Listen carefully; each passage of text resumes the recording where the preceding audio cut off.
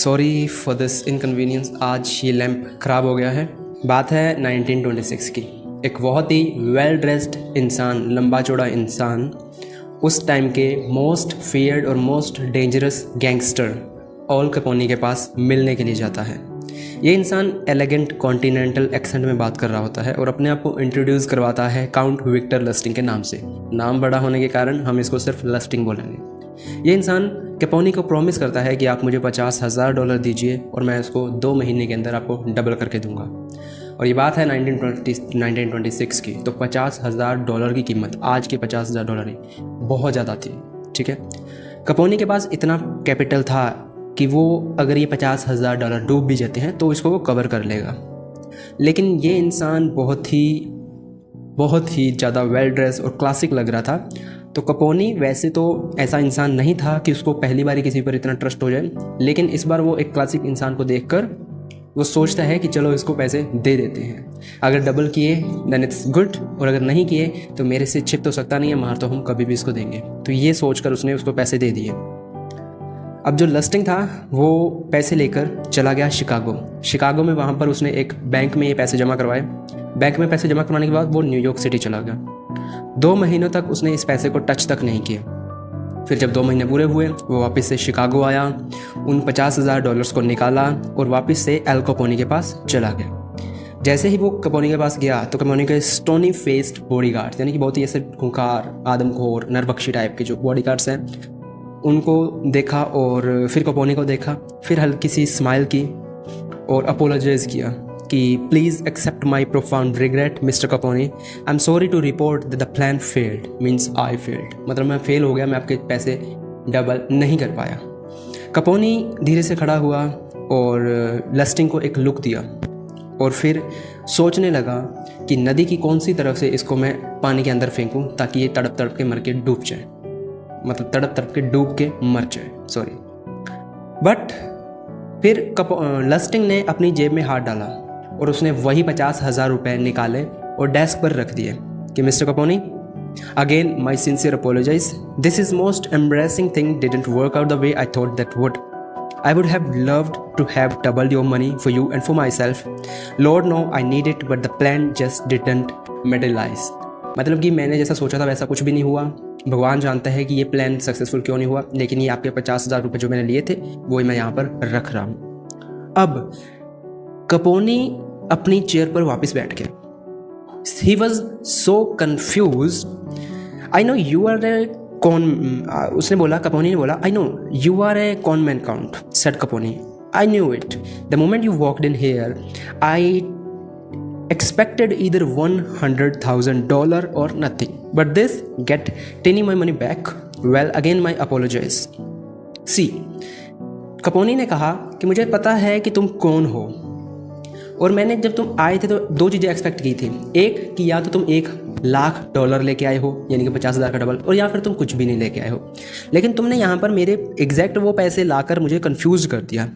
और कैपोनी एक ऐसा इंसान था जिस फील्ड में वो था वहाँ पर विश्वास का मतलब मौत होती है, तो उसको किसी पर भी विश्वास नहीं था। और उसने आज तक अपनी ज़िंदगी में इतने धोखे देख चुके थे कि अब उसको ऑनेस्टी समझ ही नहीं आती थी, वो कंफ्यूज हो जाता था ऑनेस्टी को देखकर। ठीक है, लेकिन लस्टिंग का ये जो फैक्टर जो काम किया, जो उसने वापस $50,000 उसको दिए, तो वो कंफ्यूज हो गया और बहुत ही अंदर से खुश हुआ और अंदर से थैंक यू भी कर रहा था कि पहली बार कोई मुझे ऐसा इंसान मिला है। और लेकिन जब लस्टिंग जाने लगा उसके $50,000 देकर, तो कैपोनी ने उसको रोका और उसने कहा कि ये लो $5,000 तुम रखो इसे। मतलब वो खुश हो गया था, उसने एज ए गिफ्ट दिया था। अब the main point of this story is Lustig उन्हीं $5,000 के पीछे था। ये बात है 1926 की, और तब के $5,000 आज के बहुत बड़ी अमाउंट के बराबर होते हैं। ठीक है, तो लस्टिंग को वो 50,000 नहीं चाहिए थे, उसको बस चाहिए थे $5,000 जो कि उसको मिल गए थे। अब सबसे पहले देखते हैं interpretation of this whole conversation. Count Victor Lustig, जो लस्टिंग था वो एक ऐसा इंसान था जो बहुत सारी लैंग्वेजेस को बोल सकता था, बहुत ही कल्चरल इंसान था, और वो उस टाइम का ग्रेट कॉन आर्टिस्ट था। ठीक है, उसके अंदर ही वॉज नोन फॉर, यानी कि उसमें ओडेसिटी बहुत थी, उसमें फियरलेसनेस थी, और सबसे इम्पोर्टेंट कि उसको ह्यूमन साइकोलॉजी का बहुत अच्छा और गहरा नॉलेज था। He could seize up a man in a minute, discover his weakness and had radar for suckers. वो 1 मिनट में किसी भी इंसान को बहुत बड़ा बहुत छोटा बना सकता था। वो 1 मिनट में किसी भी इंसान की वीकनेस पकड़कर उसको अपने काम में यूज करवा सकता था। ठीक है, और ये एक्ट जो उसने किया था कैपोनी के साथ, उसको पता था कि कैपोनी एक गैंगस्टर है और ऐसी जगह पर ऐसे फील्ड में काम करने के लिए उसने इतने धोखे खाए होंगे कि अब उसको आदत नहीं होगी ऑनेस्टी की। तो उसने इसी चीज़ का फ़ायदा उठाकर अपने पैसे बिना किसी दिक्कत परेशानी के ले लिए, यानी कि वो $5,000। ठीक है, और इसमें आगे लिखा है, do not shy away from practicing this law on the Capones of the world with a well-timed gesture of honesty, generosity, you will have the most brutal and cynical beast in the kingdom eating out of your head। यानी कि कभी भी इन चीज़ों को practice करने के लिए शर्म मत करो। मतलब ये जो लॉज हैं, ये जो पर्टिकुलर लॉ है, इस चीज़ के लिए शर्माओ मत। आप किसी पर भी एक अच्छे से वेल टाइम जेस्चर के साथ अपनी ऑनेस्टी और जेनरोसिटी का प्रैक्टिस करके देख सकते हो। और ये जो लॉ है जो इतना सिंपल लग रहा है, ये मोस्ट ब्रूटल और सनिकल बीस्ट में भी चेंज हो सकता है, जो कि किसी भी इंसान के दिमाग को हिला सकता है। ठीक है, okay. Next point, key to power, the essence of deception is distraction. देखो डिसेप्शन क्या होता है, धोखाधड़ी करना, और डिस्ट्रैक्शन डिस्ट्रैक्ट होना। ठीक है, तो धोखाधड़ी करने के लिए जो डिस्ट्रैक्शन है वही एसेंस होता है। यानी कि आप किसी के साथ धोखा करना चाहते हो तो सबसे पहले उसको डिस्ट्रैक्ट करना सीखो। ठीक है, और ये क्यों? क्योंकि डिस्ट्रैक्ट करोगे तो distracting the people you want to deceive gives you the time and space to do something they won't notice. आप उनको डिस्ट्रैक्ट इसलिए कर रहे हो ताकि वो ये नोटिस ही ना कर पाए कि वो धोखा खाने वाले हैं आपसे। समझ रहे हो? आपको टाइम मिलेगा और स्पेस मिलेगा कुछ भी करने के लिए। ठीक है, तो the main essence of deception is distraction, right? That's it. An act of kindness, generosity, honesty is often the most powerful form of distraction because it disarms other people suspicious. It turns them into children, usually lapping up any kind of affectionate gesture. जो ये छोटे छोटे kindness, generosity और honesty के छोटे छोटे forms होते हैं, ये बहुत ही पावरफुल फॉर्म्स हैं। ये किसी भी इंसान को मिनटों में डिस्ट्रैक्ट कर सकते हैं। ठीक है, और हमेशा learn to give before you take, मतलब कि किसी भी चीज़ को किसी इंसान से लेने से पहले उसको कुछ देना सीखो। देने से मतलब एक गिफ्ट हो सकता है, ठीक है, जिससे कि सामने वाले को आपके लिए लगे कि इसने मुझे गिफ्ट दिया है, means he kind to me, he is generous to me.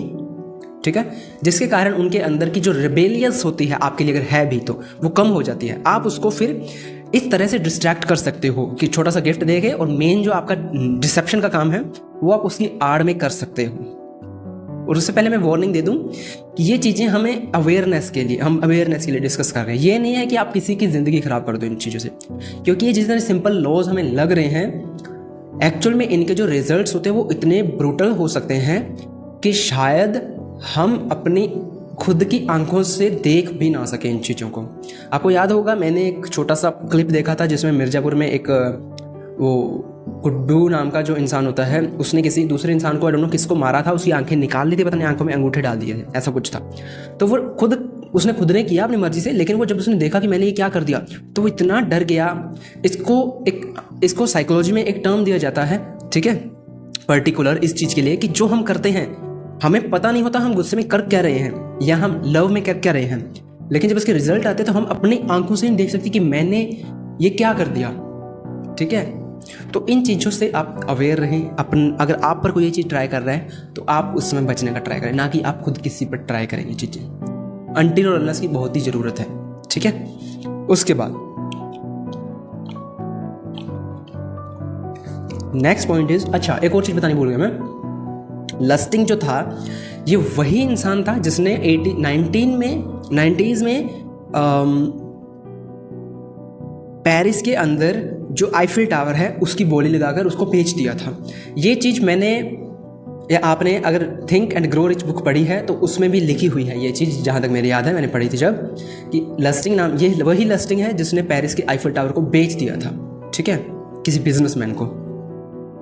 Now A single act of honesty is often not enough. देखो ये लॉ थोड़ा कॉन्ट्राडिक्टरी है, अपने ही चीज़ों को ये थोड़ा सा पहले ऐसे बताएगा, फिर उसको बताएगा कि हाँ ये ऐसा हो सकता है लेकिन चांसेस है नहीं भी हो, और हो सकता है ये ऐसा बिल्कुल भी ना हो। ठीक है, तो ध्यान से देखना। इसमें कहा है कि सिर्फ honesty, single act of honesty enough नहीं होता कई बार।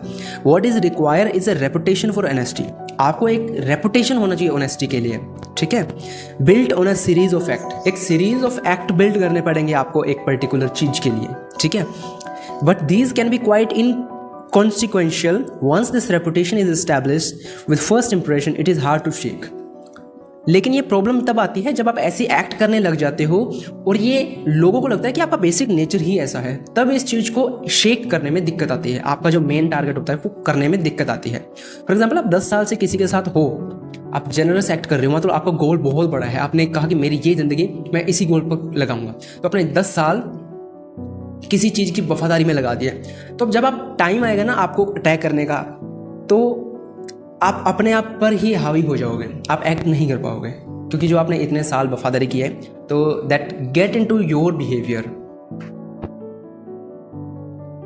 Honesty is one of the best way to disarm the wary.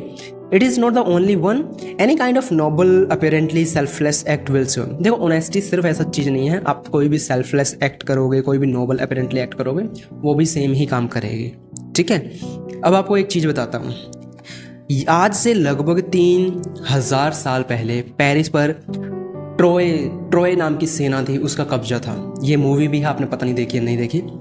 और उन्होंने पेरिस सिटी को पूरी तरह से कंट्रोल कर रखा था। ठीक है, और ये लगभग 10 सालों से कंट्रोल करके रखे हुए थे। बहुत सारे जो हीरो थे, बहुत सारे जो विलन, अच्छे योद्धा थे, विलन योद्धा, वो मर गए थे इस लड़ाई में। ठीक है, और अभी भी वो बिल्कुल विक्ट्री के क्लोज तक नहीं आ पाए थे। जो ग्रीक ग्रैब करना चाहते थे पेरिस सिटी को, जो कि ट्रोयज ने खुद ने ग्रैब कर रखी थी उनसे। ठीक है, तो prophet Calchas assemble the Greeks. Prophet Calchas एक इंसान थे, कैल्चस या कैल्सस ऐसा कुछ नाम है, इनके प्रोनाउंसिएशन थोड़ी सी समझ नहीं आ रही मुझे। उन्होंने ग्रीक्स जितने भी लोग थे उनको असेंबल किया और उन्होंने कहा कि हम ट्रोयज को, सबसे पहली लाइन उनकी ये थी कि stop battering away at these walls. हम कभी भी ट्रोयज से बाहर से लड़ाई करके या फोर्सफुली लड़ाई करके जीत नहीं पाएंगे। तो उन्होंने एक आइडिया दिया कि हम किसी तरह अगर अंदर घुस जाएं और किसी तरह उनको अंदर से मारना शुरू करें तो चांसेस हैं हमारे कि हम जीत जाएंगे। उनमें से एक इंसान था जिसने कहा कि हम कुछ ऐसा बनाएंगे जिसमें उनको लगे कि ये हम उनको एज ए गिफ्ट दे रहे हैं और उसके अंदर ही हमारे सिपाही होंगे। तो उन्होंने एक घोड़े की स्ट्रक्चर बनाई, लकड़ी का घोड़ा था जो अंदर से खोखला था, जो बहुत बड़ा था। ठीक है, घोड़े की स्ट्रक्चर बनाई और उसमें अपने सिपाही भर दिए और उनको एज ए गिफ्ट दे दिया ट्रोयज को। और ट्रोयज ने भी बहुत ज़्यादा कुछ सोचा नहीं, उनको मतलब वो भी ऐसे चौंक गए कि गिफ्ट हमें क्यों दे रहे हैं, हमने तो इनके शहर पर कब्जा कर रखा है। लेकिन फिर उन्होंने ले लिया, क्योंकि काइंडनेस का एक्ट था तो उनको आदत नहीं थी काइंडनेस की, और फिर उन्होंने ले लिया, अंदर रख दिया। तो जैसे ही रात हुई वो सारे सिपाही निकले और धीरे से अंदर घात लगाकर सबको मारने लगे। और 10 साल का जो कब्जा था वो रातों रात उन्होंने छुड़ा लिया ट्रोयज से और सबको मार के भगा दिया। ठीक है, ये होती है काइंडनेस की power. Now the point is, remember, by playing on people's emotion, calculate act of kindness can turn a Capone into a gullible child. As with any emotional approach, the tactic must be practiced with caution. If people see through it, their disappointment, feeling of gratitude and warmth will become the most violent-hearted and distrust, unless you can make the gesture seem sincere and heartfelt. Do not play with fire. देखो, उन्होंने कहा है कि तुम जिस भी इंसान के इमोशंस के साथ खेलना चाहोगे, तो ये बात हमेशा याद रखना कि आपको वो पहले कैलकुलेट करनी पड़ेंगी चीज़ें जो आप कर रहे हो। ठीक है, और आपको एक्चुअल में एक सिंसियर जेस्चर या हार्टफेल्ट इंसान बनना पड़ेगा उस टाइम पीरियड के दौरान। आप ऐसा नहीं है कि बहुत ही शैलो काम कर रहे हो, आपको अंदर तक वो चीज़ें फील करनी होगी, क्योंकि अगर उनको पता चल गया कि आप क्या कर रहे हो तो ये चीज़ बहुत ही ज़्यादा वायलेंट और डिस्ट्रस्ट पैदा कर सकती है, जिसमें आपकी रेपुटेशन ख़राब हो जाएगी। और एक बार रेपुटेशन ख़राब होने के बाद वापस से रेपुटेशन उस पर्सन के लिए बिल्डअप करने में ज़िंदगी गुजर जाती है। ठीक है, इसलिए इसमें कहा है कि do not play with the fire. Next last point है छोटा सा, nothing in the realm of power is set in stone. Over deceptiveness will sometimes cover your track, even making you admired for the honesty of your dishonesty. देखो, हमेशा याद रखना कि power के game में कोई भी चीज़ फिक्स नहीं होती। अब ये जो लो बोला गया है कि आपको जेनरोसिटी दिखानी है, काइंडनेस दिखानी है, कई बार आपका डिसेप्शन करना ही सामने वाले को खुश कर देता है और आपकी तारीफ कर देता है अगर उसको पता ना चले। तो कभी भी एक चीज़ पर फिक्स मत होना, अपने आप को फ्लेक्सिबल रखना according to the people and according to the situation, according to the condition and according to the surrounding, जो भी जैसा भी है, ठीक है। तो इसमें लिखा है कि कई बार डिसेप्टिवनेस भी जरूरी होती है, जो कि आपको ऑनेस्टी से ज़्यादा पे कर सकती है, ठीक है। तो ये था लॉ नंबर 12। इसका नाम मैं बता देता हूँ, इसका नाम है